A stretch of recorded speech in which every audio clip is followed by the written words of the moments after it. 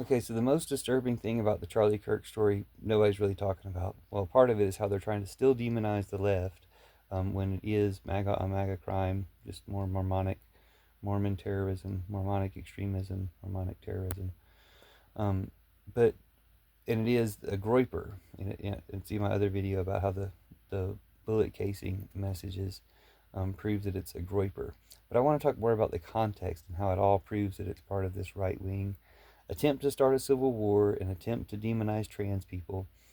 Um, Hours after Charlie Kirk was killed, multiple accounts had multiple versions of the story about how Sky Valadez, a trans girl, was the shooter.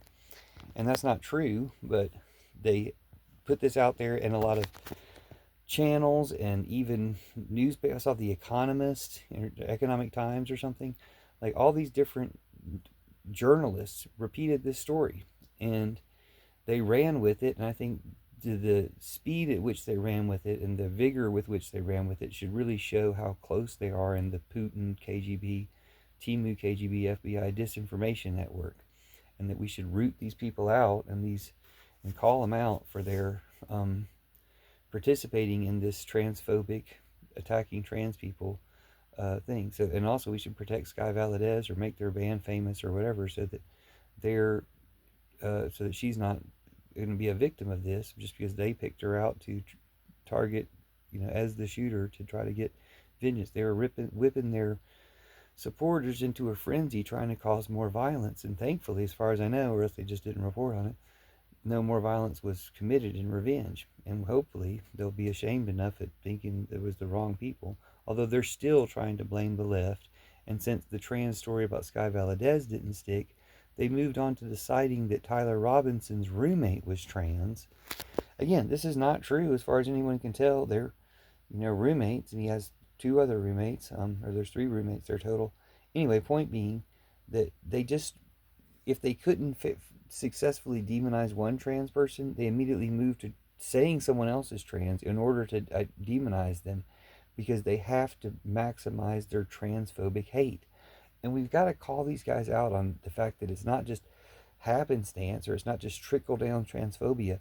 It's a plan. And they planned for when they couldn't get this thing, they pivoted from when they couldn't get the Sky Valadez to be the the victim of their transphobic hate. They moved it on to his roommate.